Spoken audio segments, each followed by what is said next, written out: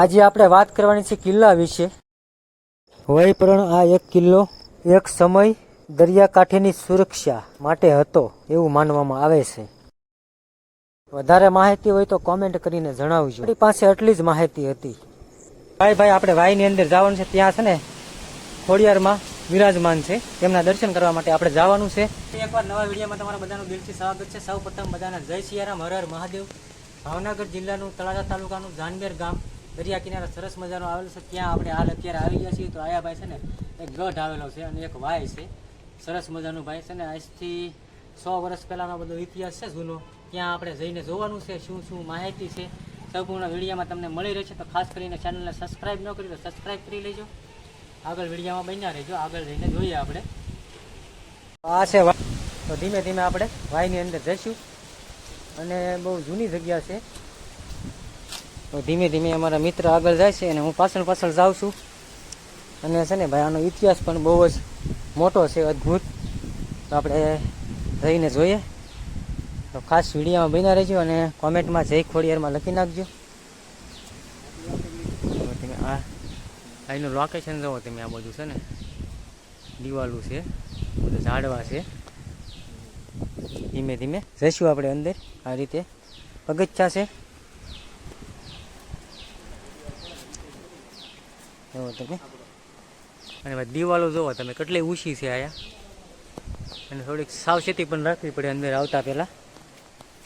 વડલો છે બહુ મોટો.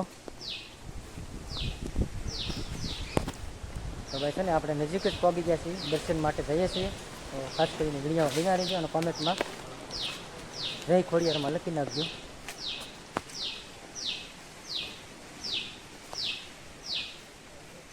આ રીતની ભાઈ વાય છે. દિવાલું જોવો તમે. હવે છે ને બહુ જૂની જગ્યા છે અને સણતર કઈ રીતે કરેલું છે જોવો તમે. હજી પણ છે ને કાંઈ પણ થયું નથી. દિવાલ પણ છે ને ભાઈ અંદાજે છે ને 100 ફૂટ ઊંચી છે. હવે તમે ચારે બાજુ દિવાલું છે આ રીતે.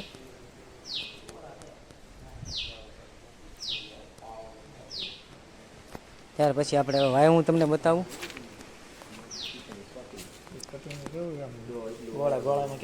હા જો ભાઈ તમે વાય છે. આપણે મોબાઈલ પણ થોડોક આગળ રાખો. એંગલ મારેલી છે જેથી કરીને કોઈ લોકો નજીક ન જાય અને પડી ન જાય. ને આ તમે ભાઈ સણતર જુઓ ખાલી.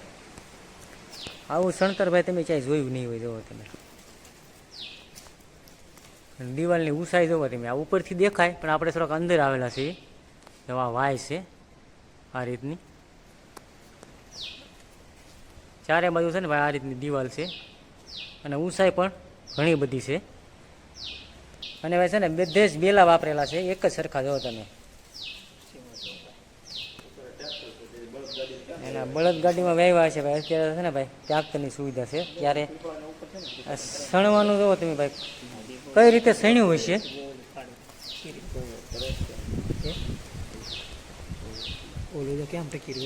અને જો સામે છે ને એક ઉપર જોવો તમે ભેગ જેવું દેખાય છે. ત્યાં છે ને પહેલાં પાણી ભરવાનું હોય છે એવું લાગે છે. જોવો તમે કો હાલતા છે પહેલાં. આજથી ઘણા સમય પહેલાં જે બળદગાડાના કોથી પાણી ઉપર ખેંચતા ને એ હાલતા હશે અંદાજે. એવું બધું આ નિશાન ઉપરથી જોવા મળે છે. એવું બધું હાલતું છે. ખોડિયારમાં દર્શન કરીને આપણે જવાનું છે ગઢ ઉપર. ત્યાં પણ જૂનો ઇતિહાસ ઘણો છે.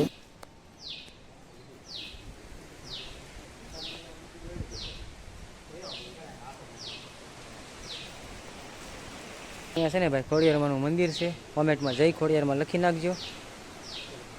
જય સાઉન્ડમાં જય ખોડિયારમાં.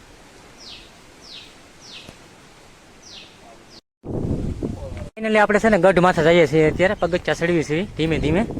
હા જાનબેરનો ગઢ કહેવામાં આવે છે. ધીમે ધીમે જઈએ છીએ ઉપર.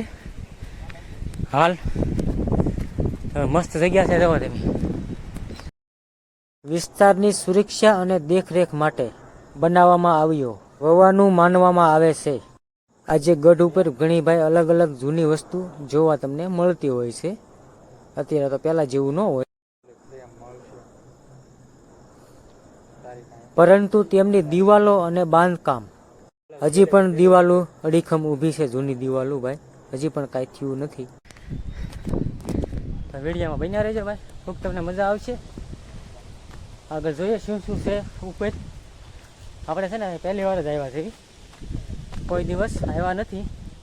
અમારા મિત્ર એક છે ને સાથે, એમની સાથે આવ્યા છીએ. થોડાક પગથિયા છે, બહુ ઝાઝા નથી. ઉપરનું લોકેશન જુઓ, મસ્ત છે. ગઢની ઉપર છે ને ભાઈ, આવો ને ત્યારે અહીંયા ખોડિયારમાં વિરાજમાન છે, એમના પણ તમે દર્શન કરજો જ્યારે આવો ત્યારે. અને હાલ છે ને પછી આપણે જવાનું છે, એક ભોંયરું કહેવામાં આવે છે, એ જોવા જવાનું છે. તો આ રસ્તો છે ને સીધો જ ભોંયરા તરફ જાય છે. એ છે ને ભાઈ આપણે એવું સાંભળેલું છે કે ભાઈ છે ને એ તળાજા નીકળે, તળાજાથી જુનાગઢ નીકળે એવું ભાઈ સાંભળેલું છે. આપણે જોયું નથી ને કોઈ દિવસ આવ્યા પણ નથી, તો એ જોવા જઈએ છીએ આપણે હાલ અત્યારે. તો ટૂંક સમયમાં આપણે જે ભોંયરાની વાત કરીએ છીએ, ગુફા કે ભોંયરું, ત્યાં આપણે પહોંચવાની તૈયારીમાં છે. ખાસ કરીને બન્યા રહીજો વિડીયોની અંદર. તો જુઓ તમે, પગી ગયા છીએ આપણે. અહીંયા છે ને ભાઈ સંપલા બંપલા કાઢીને અંદર જવાનું હોય છે. આ રીતે નીચે જવાનું, આપણે સપલા કાઢી નાખીએ પછી અંદર જઈએ. આનો પણ કાંઈક ઇતિહાસ હશે ભાઈ મોટો, આ કાંઈ હાવ એમનું જગ્યા ન હોય. તો હવે આપણે જઈશું નીચેથી. તો આ રીતે નીચેથી આપણે જવાનું હોય છે. ત્યાર પછી હું તમને બતાવું બધું આગળ. પણ જઈએ છીએ ધીમે ધીમે. અમારા સાથે અમારા મિત્ર પણ બેસે, જોવા જઈએ છીએ આપણે ધીમે ધીમે.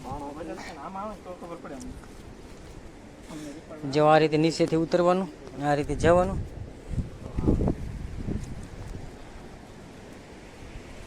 તો આપણે જે ભોંયરાની વાત કરતા હતા ત્યાં હાલ આપણે પહોંચી ગયા છીએ. જો તમે આ ભોંયરું છે, અત્યારે છે ને થોડુંક ખબળી ગયું છે અને પુરાઈ ગયું છે, એટલે તમને ક્લિયર નહીં દેખાય. અંદર બધું ખબળી ગયેલું છે અને અત્યારે છે ને ભાઈ અંદર જવાય એવી પોઝિશન પણ નથી. આપણે નિહાળી શકો છો વિડીયોમાં કે બધું પડી ગયેલું છે, એટલે અંદર જવાય એવી પોઝિશન નથી. આ ભોંયરું જુનાગઢ અથવા તળાજા નીકળતું એવું આપણે સાંભળેલું છે. અને અહીંયા છે ને ભાઈ સાક્ષાત માતાજી વિરાજમાન છે. જુઓ તમે, આ રીતે છે ભાઈ જગ્યા બધી મસ્ત મજાની. અને આ પહેલાંનું કામગીરી જુઓ તમે, પહેલાંની કામગીરી જુઓ ને ભાઈ, તો અત્યારનું તમને ધાનમાં પણ ન આવે. આના છે ને 50-60 વર્ષ થઈ ગયા છે આ દિવાલોના, અથવા 100 વર્ષ થઈ ગયા હોય તો કંઈ કહેતા નથી. તો પણ હજી દિવાલો એમનેમ જ ઊભી છે. જુઓ તમે, એક પણ બેલું હલ્યું નથી. અને પહેલાંની ભાઈ સણતર આ રીતનું હતું. અને અત્યારે ભાઈ તમે છે ને સિમેન્ટમાં સણો ને છતાં પણ ટૂંક સમયની અંદર પડી જતું હોય છે.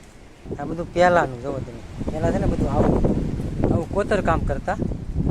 અને પથ્થર જુઓ તમે ખાલી, મસ્ત મજાના બધા પથ્થર છે. અને ભાઈ છે ને અહીંથી જો દરિયો મસ્ત દેખાય છે એકદમ પાસે. અને લોકેશનની વાત કરીએ તો એકદમ મસ્ત લીલી હરિયાળી દેખાય છે. બધા જ બાવળિયા છે ને લીલા કાશ થઈ ગયા છે. જો તમે પણ જ્યારે છે ને આમ ગરીમાં આવી ગયા હોય ને એવું લાગે છે અત્યારનું વાતાવરણ. સામે છે ને દરિયાનું પાણી પણ દેખાય છે. અહીંથી એકદમ નજીક દરિયો છે. તમારો પૂરો વિડીયો જોવા બદલ તમારો બધાનો ખૂબ ખૂબ આભાર. ચેનલને સબસ્ક્રાઇબ ન કર્યું તો સબસ્ક્રાઇબ કરી નાખજો. અત્યારે વાતાવરણ છે એકદમ, જો તમે નેશનલ વાતાવરણ છે. અને વ્યૂ જોવો તમે મસ્ત મજાનો અહીંથી આવે છે. અને આખું ગામ અહીંથી દેખાય છે ભાઈ, સરસ મજાનું ઝાંઝમેર ગામ. આ ગામ છે ભાઈ મસ્ત મજાનું. બસ આજના વિડીયોમાં એટલું જ છે. નવા દિવસ સાથે ફરી એકવાર નવા વિડીયોમાં મળશું. ત્યાં સુધી હસતા રહો ને હસાવતા રહો. ઝાંઝમેર ગામ આવતા વિડીયોમાં નેક્સ્ટ વિડીયોમાં મળશું. ત્યાં સુધી હસતા રહો ને હસાવતા રહો અને હંમેશા ખુશ રહો. હર હર મહાદેવ.